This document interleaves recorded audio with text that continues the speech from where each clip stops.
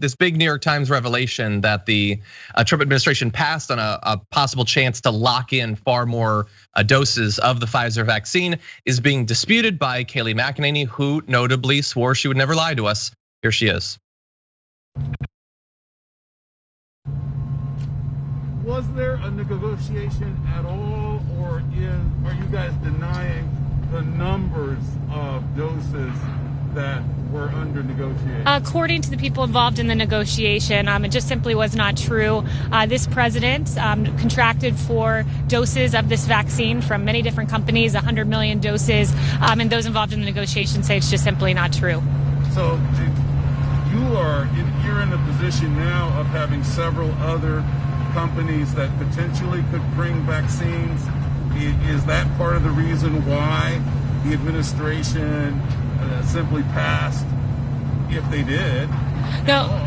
The administration didn't pass. We contracted with many other companies. There are 6 vaccines in phase 3 clinical trial with almost all of them. In fact, I believe it was all 6, but I can check on that for you. We contracted for 100 million doses. It's something novel, something Obama-Biden failed to do with the swine flu. It's never been done, and that's credit to having a businessman in the White House. Thank you, Joe. Really quick question, sorry. You show a lot of confidence in your argument when you end it and then immediately bolt away. So you seem to have a reaction to the swine flu thing. You're talking about your prowess and your competence at sort of coming up with this vaccine, and then she went to the Christmas party right after that. Like you really do have to be in 2 places mentally at the same time to make that happen. Where you just talk about how expert you are, and then you go and ignore all the science. So why would we trust anything they say that comes out of them? I trust nothing, and it is, and on a serious note, John, as you alluded to, I talked to my mom this morning. She's 86. She's making Christmas cookies in the kitchen that I won't eat this year, and I haven't seen her in a year, and I worry about her. But my brothers and I have constructed a web of support network around her to make sure they're checking on her each day. And here's my thing. This morning I thought about that, and I go, I hope she makes it to the vaccine. I hope, and I hope that for everyone. I hope that the people don't get sick a week before the vaccine comes out at Rite Aid. You know what I'm saying? That's the people will.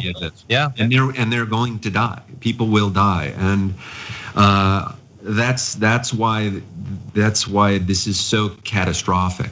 I just hope we make it to the finish line. Yeah. It was probably a couple months ago. No, but I compared it to back when like the end of World War II was formally signed, and how it takes days to get out in those days to all of the soldiers, and so for days people are still fighting and dying in a war that's over, and so that's why to see people going to Thanksgiving and planning these big Christmases, it's like the only question now is how many people are going to die before nobody needs to die anymore. You're 100% right, and it's going to be a lot, and people are going to get sick the day before, the week before, the month before.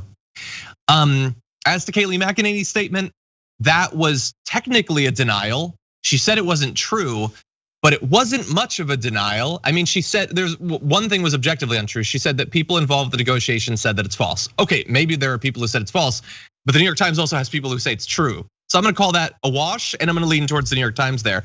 Other than that, she didn't provide any new information that demonstrated that the reporting was false. She said, no, we didn't pass. We contracted with 6 different companies for 100 million. Okay, that doesn't say that you didn't pass. That says that you did deals with other companies. We're saying Pfizer. Did you get a chance to purchase more doses from Pfizer and you passed on it? You kept saying that that's not true, but then you talked about things that had nothing to do with that. That implies to me, factoring in the context of you being a massive liar, that you probably did pass. And look, I feel my heart could go out to Kayleigh McEnany. Maybe if it was up to her, they wouldn't have. Maybe she, like me and Brian, don't understand why they did, but it's your job to defend that, and you're running. You are literally retreating from those questions, but it's not like they're gonna go away. You're gonna have to answer at some point. Yeah, and then perhaps give context. I mean, perhaps it is more appropriate to say, yes, we did order this many, but factoring in the other companies, we will have this many doses. And look, I like, I like this general with the US Army who's basically saying, I got this. I trust that guy. I don't know why, I just do. I feel like that guy is not. Do you know which one I'm talking about? No. I'm sure your audience does, and I'm sure I'll be attacked for basically cozying up to the military. But I so much so. But this guy's kind of in charge of the distribution. And my brother was in the Army, a retired colonel, and he called me up and he says, Brian, don't worry, this guy's got it. I know the kind of guy he is, and there was something about his take command attitude and leadership that he was exerting that kind of gave me, or asserting, that made me feel like he was gonna. So I've been listening to that guy, not Ms. Kayleigh McEnany. Yeah, probably a good call. Regardless of what person you insert into that guy, probably a better idea to listen to that guy than Kayleigh. But definitely after the show, let me know who you're talking about.